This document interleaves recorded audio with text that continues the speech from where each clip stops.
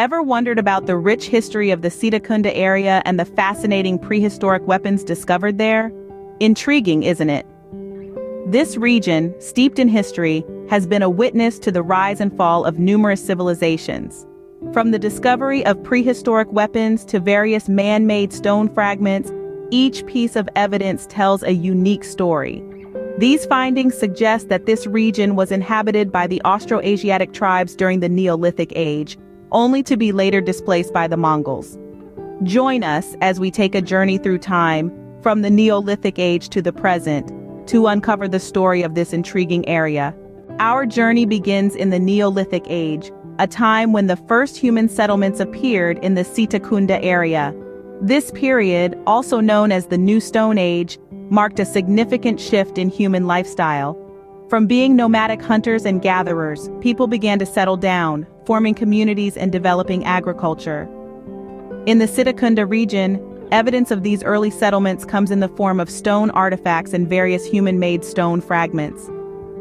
These remnants are indicative of the presence of the Austroasiatic tribes who made this region their home during the Neolithic Age. These tribes were known for their use of stone tools and weapons, which have been discovered in this area. These prehistoric weapons, made from locally available stone, highlight the ingenuity and resourcefulness of these early settlers. They developed a variety of tools, from simple hand axes to more complex weapons, indicating a high degree of sophistication in their craftsmanship. But life in the Neolithic Age was not just about survival. The Austroasiatic tribes also left behind a rich cultural heritage. They had a profound connection with nature, which is reflected in their artifacts and the remnants of their settlements. However, the tranquility of these early settlements didn't last forever. Eventually, they were disrupted and scattered, most notably by the Mongols. This marked the end of the Neolithic Age in the Sitakunda region, paving the way for the arrival of other civilizations. As we move forward in time, we see the influence of different civilizations on this land. But the story of the Sitakunda region is rooted in these early Neolithic settlements, which laid the foundation of the rich cultural tapestry that we see today. Fast forward to ancient Greece, where the first written records of Sitakunda appear in the writings of Pliny the Elder.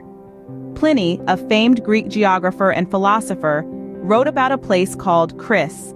Historian Nalinikanta Bhattacali identifies Chris with the present-day Sandwip, a region in the Sitakunda area. The ancient Greeks, known for their explorations and interest in far-flung lands, had significant influence on the region. Their influence wasn't just limited to geography or exploration, but also extended to culture, trade, and philosophy. It's believed that the Greeks had established trade links with this region, bringing with them their culture and ideas, thus influencing the local society. Another historian, Lassen, puts forth the idea that Pentapolis, another place mentioned in Pliny's writings, is actually the ancient name for Chittagong, a major city in the region. This further indicates the Greek influence and their far-reaching trade networks that extended to South Asia. While the connection with the Maurya Empire isn't definitive, there is evidence of a statue inscription in the Brahmi script, dating back to the Maurya era, found in Shiluhadi, Noakhali, which is in close proximity to Sitakunda. This suggests that the region was a part of the Mauryan trade network, further highlighting the influence of external cultures on the region. In the writings of the Tibetan Buddhist historian, Lama Taranatha, we find references to the Chandravanshi rule, with its capital in Chittagong. This reference is also found inscribed in the Sithang Temple of Arakan. The Greek influence marked the beginning of a rich tapestry of cultures that would shape the area. In the following centuries, the region would continue to be a melting pot of different cultures, each leaving its own unique imprint on the land and its people. From the Maurya Empire to the arrival of the Arabs, the Sitakunda area saw a flurry of activity. This period in history is marked with a blend of cultures and influences, each leaving its indelible mark on the region. Let's begin with the Maurya Empire. While there isn't concrete evidence to confirm a direct connection between the Maurya Empire and this region, we do have tantalizing hints. A statue inscribed with Brahmi script, characteristic of the Mauryan period, was discovered in the area of Noakhali's Shilua. This suggests that the mighty Maurya Empire, which once stretched across the majority of the Indian subcontinent, may have reached as far as present-day Siddhakunda. The Maurya Empire wasn't the only ancient civilization to leave its mark on the region. A Tibetan Buddhist historian, Lama Taranatha, mentioned a dynasty of the moon, or Chandravansh, in one of his texts. The capital of this dynasty was located in what is now Chittagong. This reference is also echoed in inscriptions found in the Chittagong temple in Arakan. Fast forward to the 10th century and records speak of a king named Gopinath Chandra. It was around this time that the first Arab traders began to arrive in Chittagong. Arab geographers referred to a port named Samandar, which historians now widely agree was in fact the port of Chittagong. This marked the beginning of a new era in Siddhakunda's history, as the region became more and more intertwined with the wider world. Each of these cultures left their mark on Siddhakunda, shaping its history and its future. As we move forward, we'll see how the region continued to evolve and grow, influenced by a diverse array of peoples and cultures. In the modern era, the Siddhakunda area continued to evolve and grow. It saw significant changes and developments, starting with the arrival of Portuguese traders in the 16th century. The Portuguese were more than just traders. They were seafaring adventurers who established trade kiosks in the area around the year 1517. As they settled in the region, they brought with them new customs and practices that would eventually blend with the local culture. However, their influence wasn't always welcomed. In fact, they were known more for their piracy than their trading. The local sultan, in a bid to subdue them, sought help from an unlikely ally, the Afghan ruler Sher Shah. Yet, the imminent threat of an Afghan invasion instilled fear in the sultan, leading him to seek the Portuguese's military aid. In a twist of fate, the Portuguese, who were initially seen as a menace, became allies.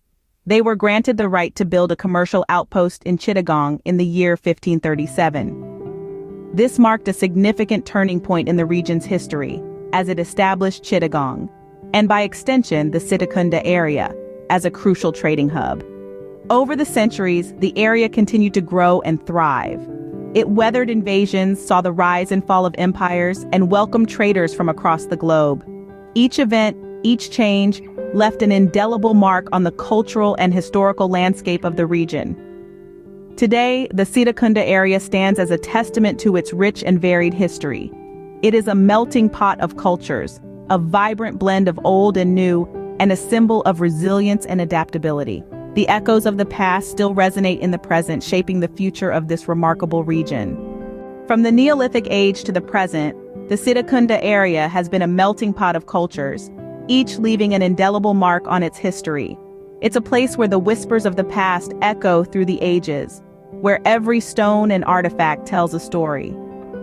We've journeyed through time, beginning with the Neolithic age, when the earliest settlers of this region left behind stone tools and weapons. These remnants of a bygone era offer us a glimpse into the lives of those who once called this place home, suggesting the presence of the Austroasiatic tribes in the region. We then moved on to the Greek influence, with the first written references of this area appearing in the works of Greek geographer Pliny. We've explored the Maurya Empire's possible connections and the arrival of the Arabs, each culture enriching the tapestry of Siddhakunda's history. In the modern era, we've witnessed the region's transformation, influenced by the arrival of various empires and cultures, each leaving their mark. The area's historical significance extends far beyond its borders, its influence resonating throughout the centuries. So the next time you think about history, remember the Siddhakunda area, a place where the past resonates with every step you take. It's not just a geographical location, but a testament to human perseverance and the relentless march of time. The stones and artifacts found here are not just silent witnesses to the past, but they are the storytellers, narrating the story of humanity's evolution over the ages.